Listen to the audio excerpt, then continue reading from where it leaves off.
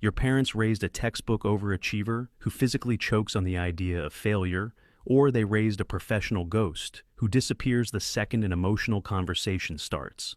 There is no in-between. If your childhood bedroom felt less like a sanctuary and more like a high-stakes corporate interview, where the prize was basic affection, then your emotional blueprint is officially unhinged.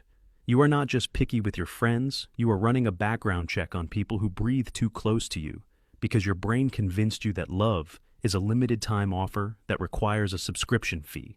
Let us skip the 2-minute therapy intro, where I pretend to care about your inner child while playing soft piano music. 1. The overachievement trap. First, you became a hyperproductive monster.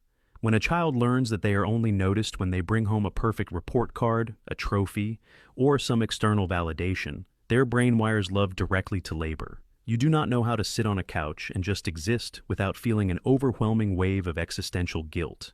If you are not actively optimizing your life, learning a third language, or fixing a broken appliance at 2 in the morning, you feel like an absolute waste of space. This is not a work ethic. This is a trauma response disguised as a LinkedIn profile. You are terrified that if you stop moving, the people around you will realize you have no inherent value.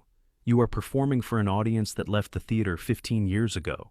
Your boss loves you because you do the work of 3 people for the price of 1, but your nervous system is screaming because you treat every minor email typo like a federal crime. Second point is the human lie detector. You developed an involuntary degree in micro-expressions. Children who grow up in unpredictable environments where love is conditional become absolute masters at reading the room. You can tell the exact mood of your partner by the specific velocity at which they close the front door.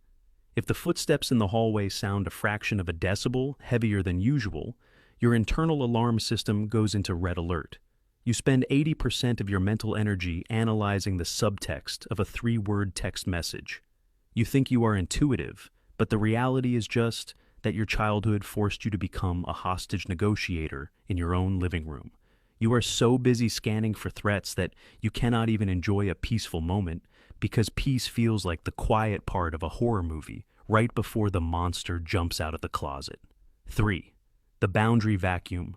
Your boundaries are either completely non-existent or they look like the Berlin Wall. There is absolutely no middle ground here.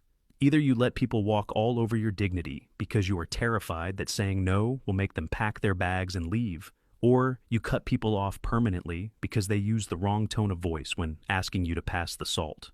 When you are not loved properly, you never learn how to negotiate conflict. You think a disagreement is a death sentence for a relationship. So, you either become a professional people pleaser who agrees to help move a couch for an acquaintance you secretly despise, or you become an emotional fortress where nobody can get within 500 feet of your actual feelings. Both options are exhausting, and both options keep you profoundly isolated. 4. The chronic independence illusion. You are aggressively and almost violently independent.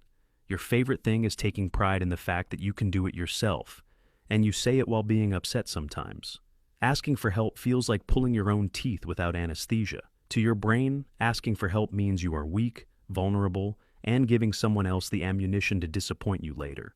You will literally carry 7 bags of groceries up 3 flights of stairs, losing circulation in all 10 fingers before you ask your partner to open the door for you. You view reliance on others as a trap. The tragedy here is that your fierce independence is not actually strength.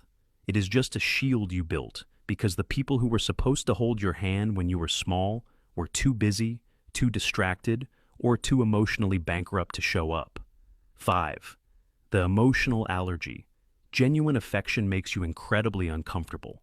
When someone treats you with consistent, unconditional kindness, your brain does not feel safe.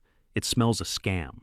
You immediately start looking for the hidden camera or the fine print in the contract because you are convinced that nobody does anything nice without an ulterior motive. You are entirely accustomed to chaos, rejection, and breadcrumbs of affection. When someone hands you a full meal of respect and stability, you literally do not know how to digest it. You will actively self-sabotage a perfectly healthy relationship just to get back to the familiar discomfort of being abandoned. You would rather be miserable in a way you can predict than happy in a way that feels out of your control. 6. The constant apology symphony. You apologize for your literal existence. You say sorry when someone bumps into you. You say sorry when it rains. You say sorry for asking a question in a meeting that you are being paid to participate in. This happens because you were conditioned to believe that your needs are an inconvenience to the world. You were taught that taking up space, having an opinion, or requiring basic attention is a burden on the people around you.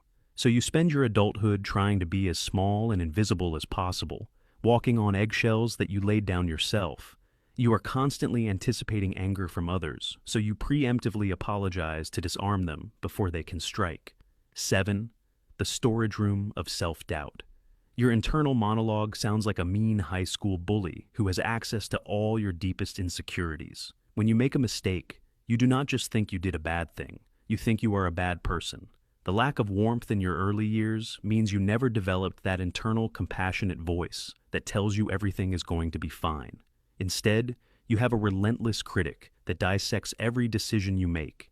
You can get 100 compliments on a project, but you will stay awake until 4 a.m., obsessing over the one person who gave you a lukewarm look.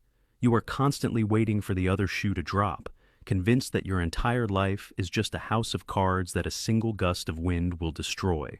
The worst part of all of this is that you think you are broken, but you are actually working exactly how you were designed to work. You built these survival mechanisms because they kept you alive when you were defenseless. The hyper-independence, the overachieving, the obsession with reading the room, they were your armor. But you are not in that war anymore. You are an adult now, and you can change the locks on the doors. You do not have to keep paying for a lease on a trauma package that you never ordered in the first place. Stop trying to earn your right to exist. You are already here, so you might as well start taking up space without asking for permission. You can change this, but first realizing your armor doesn't have to be your cage. You are already a master at reading rooms. Stop using that superpower to scan for threats and start using it to read people's true needs, and become an incredibly empathetic leader or an elite communicator. Stop using the hyperproductivity to buy love from people who don't care, and channel that insane work ethic strictly into your own creative empires and digital assets. Your fierce independence means you are uniquely equipped to thrive in the modern economy without needing a safety net, but true strength is choosing when to lower the shield. Repurpose these survival tactics. You aren't broken, you are highly optimized. Stop performing for an empty childhood theater and start running the boardroom of your own life. You built the system, which means you have the master key to rewrite the code. The comment of the day goes to Lee Mouse, and it reads, "Absolutely love your candor. Thanks, man. My brain doesn't believe in filters."